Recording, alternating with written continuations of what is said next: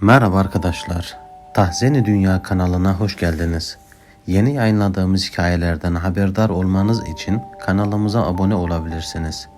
Görüşlerinizi yorumlarda bildirmeniz kanalımızın gelişip büyümesi açısından önemlidir. Hepinize teşekkür ediyorum. İyi dinlemeler. Merhaba. Adım Vasfiye. 1992 yılının yaz aylarında köydeyken akşamları kapıda oturup birbirimize korkunç hikayeler anlatırdık.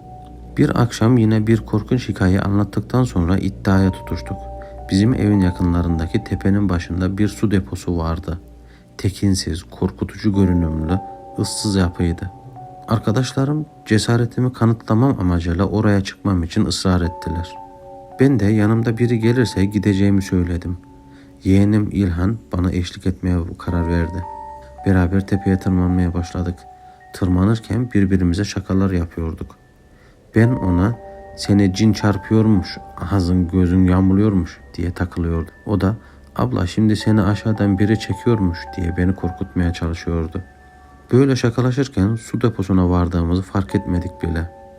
Bir anda önünde duruverdik. İçeride bir parıltı gördük. İnilti gibi sesler geliyordu. Çok şaşırmıştık.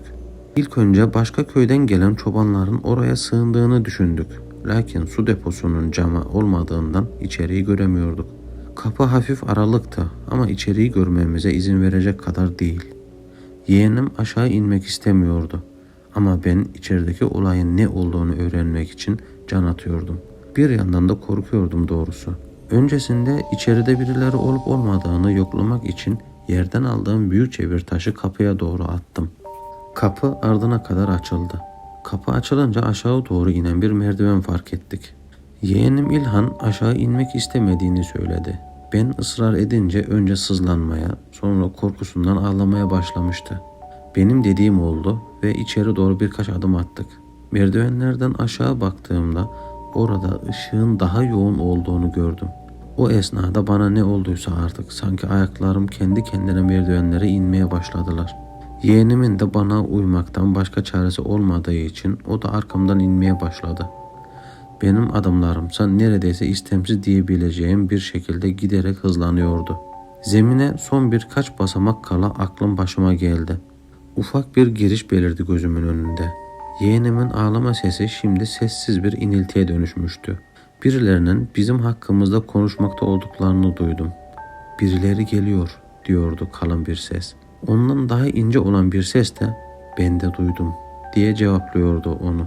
Bize doğru yönelmiş adım seslerini duyunca gayri ihtiyari yukarı doğru kaçmaya başladım. Yeğenim şoka girmiş olacak ki olduğu yerde donup kaldı ve hıçkıra hıçkıra ağlamaya başladı. Ona yukarı çıkması için bağırdım. Oysa kafasını bana çevireceğine karşıya doğru bakmaya başladı. Bense yukarıdan telaşla ona seslenmeye devam ediyordum. Çabuk ol diye. Ama o birden merdivene inmeye başladı. O kadar korkmuştum ki ne yapacağımı bilemedim. Konuşma sesleri giderek daha yüksek sesle duyulmaya başlamıştı. Yeğenimle sohbet ediyorlardı sanki. Görmediğim ama ayak seslerini duyduğum bir şey merdivenlerden bana doğru çıkmaya başlamıştı sanki. Adeta felce uğramış gibi orada kala kaldım. Ve bir şey beni kolumdan tutarak merdivenlerin kalanına sürükleyerek çıkardı. Beni bayırdan aşağı doğru itti. Ayağa kalkıp su deposunun kapısına baktığımda baştan aşağı siyah giyimli iki adam ve ortalarında duran yeğenim bana bakıyorlardı. Yeğenime adeta yanıma gelmesi için yalvardım. Ama o gülümseyerek adamlara baktı. Bir anda ayağım kaydı ve tekrar bayır aşağı yuvarlanmaya başladım. Gözlerimi açtığımda başımda birkaç kişi gördüm. Henüz tam ayılmış olmadığım için başımdaki bu kişilerin su deposunda gördüğüm adamlar olduğunu düşündüğümü hatırlıyorum.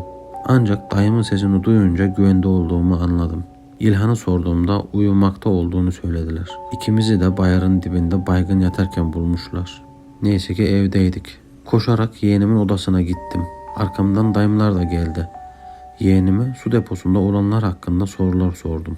Orada niye öyle davrandığını, neden o adamlarla gittiğini, o adamlarla beraber ne yaptığını ve neden bayırın dibinde benimle beraber baygın halde bulunduğu gibi.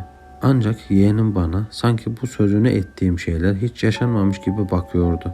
Dayımlar odadan çıkıp yeğenimle yalnız kaldığımızda Belki büyüklerin yanında söylemekten çekindiği bir şeyler vardır diye ondan bana doğruyu söylemesini rica ettim. Yeğenimin yüzünde bir gülümseme belirdi ve "Seni de çağırıyorlar," dedi. Bakışları nefret doluydu. Daha önce yeğenimin yüzünde gördüğüm o bakışlar içimin ürpermesine neden oldu. Daha fazla üstelemedim. Sonraki günlerde de yeğenim büyüklerin yanında sanki su deposunda yaşananlar hiç olmamış, hiçbir şeyden haberi yokmuş, sanki ben hayal görmüşüm yahut yalan söylüyormuşum gibi davranmaya devam etti. Bir gün yeğenim durup dururken üzerime saldırdı. Çok tuhaf ve nefret doluydu.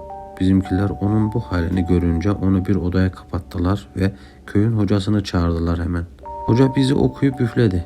Yeğenim bir hafta deliksiz uyudu ve uyandığında hiçbir şey hatırlamıyordu. Bense yıllardır köyümüze ayak bile basmıyorum. Hikayemiz bu kadar arkadaşlar. Eğer sizin de paylaşmamızı istediğiniz hikayeniz varsa mutlaka yorumlarda bekliyorum. Bir sonraki hikayemizde görüşmek üzere. Teşekkürler.